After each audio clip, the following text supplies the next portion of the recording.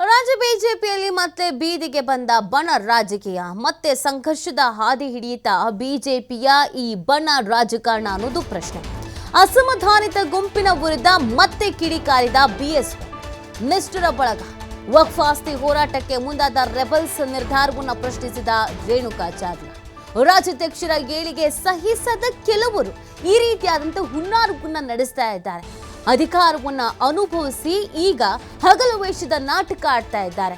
ತಾನೇ ಮಹಾನಾಯಕ ಎಂಬಂತೆ ಬಿಂಬಿಸಿಕೊಂಡು ಓಡಾಡ್ತಾ ಇದ್ದಾರೆ. ಅರ್ಥವಿಲ್ಲದ, ಗೊತ್ತು ಗುರಿ ಇಲ್ಲದ ಅಭಿಯಾನ ಬೇಗ ಅಂತ ಕಿಡಿಕಾರಲಾಗಿದೆ. ನಿನ್ನೆ ಸಭೆ ನಡೆಸಿ ವಕ್ಫ್ ವಿರುದ್ಧ ಹೋರಾಟ ಅಂತ ಹೇಳಿದ್ರ ಭಿನ್ನರ ಬಣ. ಈ ಸಭೆಯನ್ನ ನಡೆಸಿದ್ದು ಶಾಸಕ ಯತ್ನಾಳ್, ಅರವಿಂದ ಲಿಂಬಾವಳಿ, ಕುಮಾರ್ ಬಂಗಾರಪ್ಪ. ಸೊ ಅವರ ವಿರುದ್ಧ ಕಿಡಿಕಾರುವಂತೆ ಕೆಲಸವನ್ನ ಮಾಡಲಾಗ್ತಾ ಇದೆ. ಬರ್ತಾ ಬರ್ತಾ ಅದ್ಯಾಕೋ ಗೊತ್ತಿಲ್ಲ, ಬಿಜೆಪಿ ಶಿಸ್ತಿನ ಪಕ್ಷ ಅಂತ ಕರೆಸ್ಕೊಳ್ತಾ ಇತ್ತು. ಆದ್ರೆ ಈಗ ಶಿಸ್ತಾಗ್ತಾ ಇದೆ. ಹಾದಿರಂಪ ಬೀದಿರಂಪ ಅಂತಾರಲ್ಲ, ಹಂಗಾಗ್ತಾ ಇದೆ ಇವರ ಈ ಬಣ ಬಡಿದಾಟ. ಬಿಜೆಪಿ ಅಂದಿದ ತಕ್ಷಣ ಶಿಸ್ತಿನ ಪಕ್ಷ, ಹೈಕಮಾಂಡ್ ನಾಯಕರು ಒಂದು ಗೀಟ್ ಹೇಳಿದ್ರೆ ಆ ಗೇಟನ್ನು ದಾಟಲ್ಲ. RSS ನಾಯಕರ ಮಾತನ್ನ ಯಾವತ್ತೂ ಕೂಡ ಮುರಿಯೋದಿಲ್ಲ, ಮರೆಯೋದಿಲ್ಲ ಅಂತ ಭಾವಿಸಲಾಗಿತ್ತು. ಆದ್ರೆ ವಿಜಯೇಂದ್ರ ಯಾವಾಗ ರಾಜ್ಯಾಧ್ಯಕ್ಷರಾಗ್ತಾರೋ ಅವತ್ತಿನಿಂದ ಈ ಕ್ಷಣದವರೆಗೂ ಕೂಡ ಒಳಗೊಳಗನೆ ಕೊತ ಕೊತ ಅಂತ ಕುದಿತಾ ಇದ್ದಾರೆ ಕೆಲವರು. ಎಲ್ಲದಕ್ಕೂ ಕೂಡ ಎರಡೆರಡು ರೀತಿಯಾದಂಥ ಅಭಿಪ್ರಾಯ, ಎಲ್ಲದಕ್ಕೂ ಕೂಡ ಎರಡೆರಡು ರೀತಿಯಾದಂಥ ಮಾರ್ಗವನ್ನು ಅನುಸರಿಸ್ತಾ ಇದ್ದಾರೆ. ಒಬ್ರು ಪಾದಯಾತ್ರೆ ಅಂದ್ರೆ ಇನ್ನೊಬ್ರು ಪ್ರತಿಭಟನೆ ಅಂತ ಹೇಳ್ತಾ ಇದ್ದಾರೆ. ಸೊ ಇದೆಲ್ಲವೂ ಕೂಡ ದಿನದಿಂದ ದಿನಕ್ಕೆ ಹೆಚ್ಚಾಗ್ತಾ ಹೋಗ್ತಾ ಇದೆ. ಆದಷ್ಟು ಬೇಗ ಹೈಕಮಾಂಡ್ ನಾಯಕರು ಇದಕ್ಕೆ ಕಡಿವಾಣ ಹಾಕಿಲ್ಲ ಅಂತಂದ್ರೆ ರಾಜ್ಯ ಬಿಜೆಪಿಯಲ್ಲಿ ಒಂದಷ್ಟು ರೀತಿಯಾದಂಥ ಸಮಸ್ಯೆ ಎದುರಾಗೋದ್ರಲ್ಲಿ ಯಾವುದೇ ರೀತಿಯಾದಂಥ ಅನುಮಾನ ಇಲ್ಲ. ಈಗ ಯಡಿಯೂರಪ್ಪನವರ ಆಪ್ತರು, ಯಡಿಯೂರಪ್ಪನವರ ಶಿಷ್ಯ ಅಂತ ಕರೆಸಿಕೊಳ್ಳುವಂತ ರೇಣುಕಾಸ್ವಾಮಿ ಕೂಡ ಮುಗಿಬಿದ್ದಿದ್ದಾರೆ. ಭಿನ್ನಮತೀಯರ ವಿರುದ್ಧ ಅಸಮಾಧಾನವನ್ನ, ಆಕ್ರೋಶವನ್ನ ವ್ಯಕ್ತಪಡಿಸ್ತಾ ಇದ್ದಾರೆ. ಈ ವಕ್ಫ್ ಅನ್ನುವಂಥ ವಿಚಾರವನ್ನ ಬಹಳ ಚೆನ್ನಾಗಿ ಬಿಜೆಪಿಯವರು ಬಳಕೆ ಮಾಡ್ಕೊಳ್ತಾ ಇದ್ರು. ಕಾಂಗ್ರೆಸ್ನ ವಿರುದ್ಧ ಪ್ರಬಲ ಅಸ್ತ್ರವಾಗಿ ಪ್ರಯೋಗ ಮಾಡ್ತಾ ಇದ್ರು. ಎಲ್ಲರೂ ಒಗ್ಗಟ್ಟಾಗಿ ಈ ಅಸ್ತ್ರವನ್ನ ಪ್ರಯೋಗ ಮಾಡಿದ್ರೆ ಕಾಂಗ್ರೆಸ್ಗೆ ತೀವ್ರ ರೀತಿಯಾದಂಥ ಸಂಕಷ್ಟ ಎದುರಾಗ್ತಾ ಇತ್ತು. ಆದರೆ ಈ ಅಸ್ತ್ರ ಪ್ರಯೋಗದಲ್ಲೂ ಕೂಡ ಕ್ರೆಡಿಟ್ ವಾರನ್ನ ತೆಗೆದುಕೊಳ್ಳೋದಕ್ಕೆ ನೋಡ್ತಾ ಇದ್ದಾರೆ.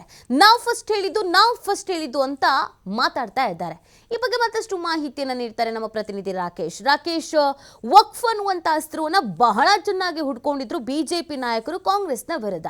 ಇದನ್ನು ಪ್ರಬಲವಾಗಿ ಪ್ರಯೋಗ ಮಾಡಿದ್ರೆ ಖಂಡಿತ ಕಾಂಗ್ರೆಸ್ಗೆ ಮುಜುಗರ ಅಂತೂ ಆಗ್ತಿತ್ತು. ಆದರೆ ಬಿಜೆಪಿಯಲ್ಲೇ ಎರಡು ಬಣ, ಅದರ ಕ್ರೆಡಿಟ್ ಅನ್ನ ಪಡ್ಕೊಳ್ಳೋದಕ್ಕೆ ನಮ್ಮ ಬಣ, ನಿಮ್ಮ ಬಣ, ನಾವು ಪ್ರತ್ಯೇಕ ಆಗ್ತೀವಿ, ನೀವು ಪ್ರತ್ಯೇಕ ಆಗ್ತೀವಿ ಅಂತ ಹೇಳ್ತಾ ಇರೋದು ಬಿಜೆಪಿಗೆ ಎಷ್ಟು ಮಟ್ಟಿಗೆ ಡ್ಯಾಮೇಜ್ ಆಗ್ತಿದೆ. ರೇಣುಕಾಸ್ವಾಮಿ ಅವರ ಎಂಟ್ರಿ ಕೂಡ ಆಗಿರೋದ್ರಿಂದ ಮುಂದಿನ ದಿನಗಳಲ್ಲಿ ಹಾದಿರಂಪ ಬೀದಿರಂಪ ಆಗ್ಬಿಡುತ್ತಾ ಶಿಸ್ತಿನ ಪಕ್ಷ ಬಿಜೆಪಿಯ ಒಳ ಜಗಳಗಳು ಅಂತ? ನೀತಿ ಬಿಜೆಪಿ ಪಕ್ಷದ ಒಳಗಡೆ ಆಂತರಿಕ ಭಿನ್ನಾಭಿಪ್ರಾಯ ಇರುವುದು ಎಲ್ಲರಿಗೂ ತಿಳಿದಿದ್ದಂತ ವಿಚಾರ.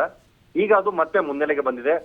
ವಕ್ಫ್ ಆಸ್ತಿ ವಿವಾದದ ವಿಚಾರಕ್ಕೆ ಸಂಬಂಧಪಟ್ಟ ಹಾಗೆ ಪಕ್ಷದ ನೆಲೆಗಟ್ಟಿನಲ್ಲಿ ರಚನೆಯಾಗಬೇಕಾಗಿದ್ದ, ರೂಪುಗೊಳ್ಳಬೇಕಾಗಿದ್ದಂತ ಹೋರಾಟದಲ್ಲಿ ವೈಯಕ್ತಿಕ ವರ್ಚಸ್ಸಿನ ಕ್ರೆಡಿಟ್ ಅನ್ನ ತೆಗೆದುಕೊಳ್ಳೋದಕ್ಕೋಸ್ಕರ ಬಿಜೆಪಿಯ ಅಧಿಕೃತ ಬಣ ಹಾಗೆ ಭಿನ್ನರ ಬಣ ಎರಡು ಕೂಡ ತಮ್ಮ ತಮ್ಮ ಜಿದ್ದನ್ನ ಆರಂಭಿಸಿಕೊಂಡಿದೆ.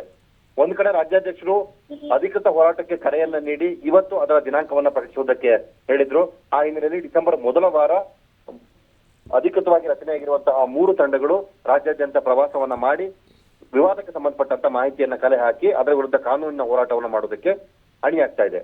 ಆದ್ರೆ ಮತ್ತೊಂದು ಕಡೆ ಭಿನ್ನರ ಬಳಗದಲ್ಲಿ ವಿಚಾರವನ್ನ ಮೊದಲು ಗ್ರಹಿಸಿ ಅದರ ವಿರುದ್ಧ ಹೋರಾಟವನ್ನು ರೂಪಿಸಿ ಸತ್ಯಾಗ್ರಹದಂತಹ ಹೋರಾಟವನ್ನ ಮಾಡಿದಂತಹ ಬಸವನಗೌಡ ಪಾಟೀಲ್ ಯತ್ನಾಳ್ ಅವರು ತಾವು ಮತ್ತು ತಮ್ಮ ತಂಡ ಅಂದ್ರೆ 11 ಮಂದಿಯ ತಮ್ಮ ತಂಡ ನವೆಂಬರ್ 25ರಿಂದಲೇ 1 ತಿಂಗಳ ಕಾಲ ಪ್ರವಾಸವನ್ನು ನಡೆಸಿ ನಾವು ವರದಿಯನ್ನು ತೆಗೆದುಕೊಂಡು ಹೋಗ್ತೇವೆ, ಕೇಂದ್ರದ ನಾಯಕರು ನಮ್ಮ ವಿಚಾರಕ್ಕೆ ಬೆಂಬಲವನ್ನು ಸೂಚಿಸಿದ್ದಾರೆ ಅನ್ನುವಂತ ಮಾತನ್ನ ಹೇಳಿ ಬಿಜೆಪಿಯ ನಿರ್ಧರಿತ ನಿಲುವಿನ ವಿರುದ್ಧ ತಮ್ಮ ನಿಲುವೇನು ಅನ್ನೋದನ್ನ ತೋರಿಸ್ಕೊಂಡು ಹೋಗಿದ್ರು.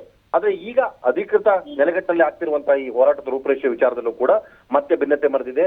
ಬಿಜೆಪಿ ನಿಷ್ಠರ ಬಣದಲ್ಲಿ ಗುರುತಿಸಿಕೊಂಡಿರುವಂತಹ ಬಣಕ್ಕೂ ವಿಜೇಂದ್ರ ಅವರ ಮತ್ತು ಬಿಎಸ್ವೈ ಅವರ ಗುಂಪಿನಲ್ಲಿ ಗುರುತಿಸಿಕೊಂಡಿರುವಂತಹ ಬಣಕ್ಕೂ ಈಗ ತಾಕಲಾಟ ಆರಂಭವಾಗಿದೆ. ಮಾಜಿ ಸಚಿವ ರೇಣುಕಾಚಾರ್ಯ ಅವರು ಈ ವಿಚಾರದಲ್ಲಿ ತಮ್ಮ ಅಭಿಪ್ರಾಯವನ್ನ ಮತ್ತೊಮ್ಮೆ ವ್ಯಕ್ತಪಡಿಸಿ ಸಾಮಾಜಿಕ ಜಾಲತಾಣದಲ್ಲಿ ಅದನ್ನ ಪೋಸ್ಟ್ ಮಾಡ್ಕೊಂಡಿದ್ದಾರೆ. ಪಕ್ಷದ ಅಧಿಕೃತ ಚಿಹ್ನೆಯಡಿ ನಡೆಯುವ ಹೋರಾಟಕ್ಕೆ ಮಾತ್ರ ನಮ್ಮ ಬೆಂಬಲ ಇರುತ್ತೆ, ಇದಕ್ಕೆ ಕಾರ್ಯಕರ್ತರು ಕೂಡ ಕೈ ಜೋಡಿಸಬೇಕು ಅನ್ನೋದ್ರ ಬಗ್ಗೆ ಅವರು ಪರೋಕ್ಷ ಕರೆಯನ್ನ ಕೊಟ್ಟಿದ್ದಾರೆ. ಸೊ ಹೀಗಾದಲ್ಲಿ ವಿಚಾರಾಧಾರಿತ ಹೋರಾಟದ ವಿಷಯದಲ್ಲಿ ಜನ ಅಭಿಪ್ರಾಯಕ್ಕಿಂತ ಹೆಚ್ಚಾಗಿ ವೈಯಕ್ತಿಕ ವ್ಯಕ್ತಿ ಪ್ರತಿಷ್ಠೆಯನ್ನ ಬಿಂಬಿಸುವಂತಹ ಹೋರಾಟಗಳಿಗೆ ಪಕ್ಷದ ನಾಯಕರುಗಳು ಮಣಿಯುತ್ತಿದ್ದಾರಾ? ತಮ್ಮ ತಮ್ಮ ನೆಲೆಗಟ್ಟಿನಲ್ಲಿ ತಮ್ಮ ತಂಡವನ್ನ ಬಲಪಡಿಸುವುದಷ್ಟೇ ಪಕ್ಷದ ವರ್ಚಸ್ ಆಗ್ತಿದೆಯಾ ಅನ್ನುವಂತ ಪ್ರಶ್ನೆ ಉಟ್ಕೊಳ್ಳುತ್ತೆ. ಈ ವಿಚಾರದ ತಾಕಲಾಟಗಳೇ ಮುಂದೆ ಪಕ್ಷದ ವರ್ಚಸ್ಸಿಗೂ ಕೂಡ ಧಕ್ಕೆ ತರಬಹುದು ಅನ್ನುವಂತಹ ಚರ್ಚೆಗಳು ಕೂಡ ನಡೀತಾ ಇದೆ. ಪ್ರತ್ಯಕ್ಷ ಮತ್ತು ಪರೋಕ್ಷವಾಗಿ ಆಗ್ತಿರುವಂತಹ ಈ ಮಾತುಕತೆಯ ವಾಗ್ದಾಳಿಗಳು ಮುಂದಿನ ದಿನ ಮುನ್ನೆಲೆಗೆ ಬಂದು ಪಕ್ಷದ ನಿಜವಾದ ಇಮೇಜ್ಗೆ ಡ್ಯಾಮೇಜ್ ಅನ್ನು ತರಬಹುದು ಅನ್ನುವಂತ ನಿರೀಕ್ಷೆಯನ್ನು ಕೂಡ ಮಾಡಲಾಗ್ತಾ ಇದೆ. ಓಕೆ, ಥ್ಯಾಂಕ್ ಯು ರಾಕೇಶ್ ತಮ್ಮನ್ನ ಡೀಟೇಲ್ಸ್ಗಾಗಿ.